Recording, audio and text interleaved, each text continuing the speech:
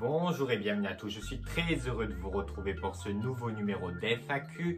Depuis quelques semaines, nous faisons face à une hausse des prix. Y a-t-il des solutions pour lutter contre cette hausse? La guerre en Ukraine va-t-elle faire augmenter les prix? Nous poserons toutes ces questions à Axel Cariou, rédacteur en chef adjoint du service économie de TF1.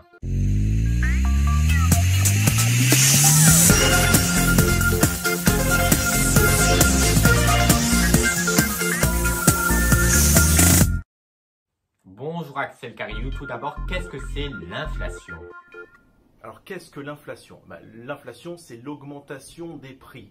Mais attention, pas n'importe laquelle, l'augmentation de tous les prix en même temps. Par exemple, si on va chez son boulanger et que l'on constate que la baguette de pain est passée d'1,10 € à 1,15 €, si c'est une initiative seulement de son boulanger, là, on ne peut pas parler d'inflation. Mais si tous les boulangers de France se mettent à augmenter leur pain en même temps, si le coiffeur augmente le prix de la coupe de cheveux par exemple, si le prix des voitures augmente en même temps, eh bien là on parle d'inflation, c'est une augmentation générale des prix et ça, eh bien évidemment, c'est difficile à supporter pour le porte-monnaie des Français. Pourquoi les prix augmentent-ils depuis plusieurs mois en dehors de la guerre en Ukraine? Alors pourquoi les prix augmentent depuis plusieurs mois avant même la guerre en Ukraine? Le premier facteur, la première chose, c'est la crise du Covid. L'économie s'est mise à ralentir partout dans le monde. C'est-à-dire qu'à cause de la pandémie, eh bien les ouvriers ne pouvaient plus aller travailler dans certaines usines. Des bateaux ont été bloqués dans les ports et puis des magasins se sont mis à l'arrêt, ils étaient fermés. Et quand on a trouvé un vaccin, l'économie est repartie très vite partout dans le monde. Ce qui fait que tout le monde a voulu des marchandises au même moment. Il a fallu refaire tourner les usines très vite, remettre des bateaux en route sur les mers. Résultat, quand tout le monde veut des biens au même moment, eh bien c'est celui qui paie le plus cher qui les obtient le plus vite. Tout le monde veut la même chose au même moment, donc les prix augmentent. C'est ça qui s'est passé, c'est comme ça qu'on peut expliquer l'augmentation des prix et cette fameuse inflation. Est-ce que la guerre en Ukraine va-t-elle faire augmenter les prix? Alors oui, la guerre en Ukraine va faire augmenter encore plus les prix dans plusieurs domaines. D'abord, l'Ukraine, c'est un très gros producteur de métaux. On parle de l'aluminium, on parle du nickel. Ce sont des métaux qu'on va trouver par exemple pour fabriquer les batteries des voitures électriques. Donc ça va faire monter les prix. Ensuite, la Russie et l'Ukraine, c'est ce que l'on appelle les greniers à blé de l'Europe. C'est un tiers du blé que nous consommons qui viennent de Russie et d'Ukraine. Donc ce blé se faisant rare à cause de la guerre, il va falloir aller l'acheter ailleurs. Une matière rare devient chère, les prix augmentent. Et puis il y a aussi, bien sûr, le problème du gaz et du pétrole. Là, c'est la Russie, le gros fournisseur. Les pays d'Europe veulent essayer de se passer de ces énergies, se passer du pétrole russe. Le gaz, c'est plus compliqué, ça arrivera un petit peu plus tard, mais en essayant de se passer de ce gaz et de ce pétrole russe, eh bien là encore, il faut aller le chercher ailleurs, une matière rare, une matière chère, il faut mettre le prix pour l'obtenir, et voilà pourquoi la guerre en Ukraine va faire augmenter les prix. À qui profite-t-elle cette hausse des prix? À qui profite la hausse? Finalement, elle va profiter aux pays qui sont en mesure de fournir des énergies alternatives. Par exemple, le pétrole que l'on ne va pas prendre en Russie, ce sont par exemple les États-Unis qui en produisent du pétrole de schiste, ou alors l'Arabie Saoudite qui en fournit beaucoup, qui va pouvoir fournir davantage d'autres pays, mais augmenter également ses prix. Donc ça, ce sont les pays qui vont en profiter. Pour le gaz, ce sera la Norvège par exemple, gros fournisseur en Europe.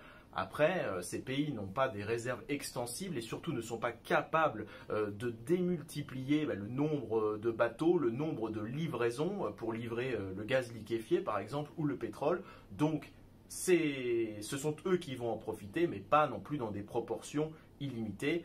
Il y aura surtout des perdants dans l'augmentation de ces prix, c'est les consommateurs. Peut-on protéger son compte d'épargne face à cette inflation? Alors, comment protéger son épargne? Ça dépend déjà ce qu'on veut faire avec l'argent de cette épargne. Si cet argent, on en a besoin vite, par exemple débloquer son épargne pour faire des travaux dans sa maison, dans son appartement, là, il n'y a pas tellement le choix. Il vaut mieux mettre cet argent sur un livret, comme un livret A.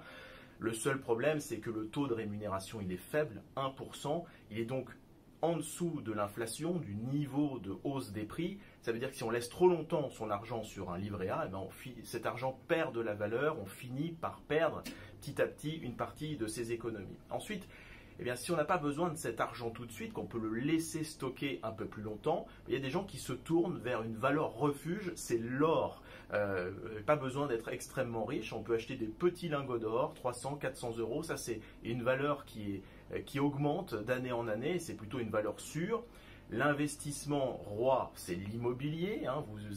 Vous achetez au bon endroit un appartement, une maison. Voilà, ça, ce sont des placements qui sont plutôt rentables. Et puis, certains vont miser, pourquoi pas, sur les crypto-monnaies, le Bitcoin. Attention quand même, les taux, les cours varient énormément et certains se sont cassés les dents. Donc là-dessus, il vaut mieux s'y connaître et moi, je conseillerais plutôt la prudence. Comment peut-on faire des économies, notamment pour les jeunes, pour pallier à cette augmentation des prix? Comment faire des économies? Il n'y a pas 36 solutions. Il faut déjà se donner un objectif. Tous les jours, je vais essayer de mettre 2, 3 euros, 5 euros de côté. Et on peut utiliser une bonne vieille méthode, la méthode des grands-mères, celle des enveloppes. On prend de l'argent liquide au distributeur et on le met dans une enveloppe. Ça, c'est un argent qu'on est sûr de ne pas dépenser. Si effectivement on le fait sur des applis ou sur son compte bancaire en ligne, on a tendance finalement à dépenser cet argent. Donc, la bonne vieille méthode des enveloppes en liquide, je vous promets que ça marche. Après, ce qu'on peut faire, c'est aussi regarder tous les abonnements que l'on a.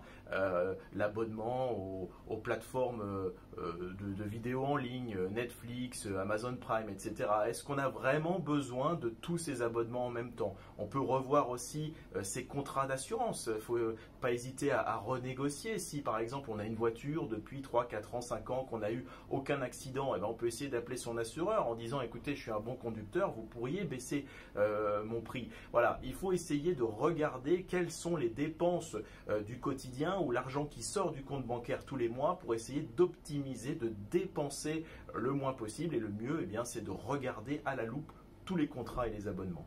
Merci beaucoup Axel Carilou d'avoir répondu à toutes nos questions. Et c'est ainsi que se termine ce numéro d'FAQ. Je vous rappelle que si vous avez des idées de sujets, n'hésitez pas à nous les proposer en commentaire pour de prochaines émissions.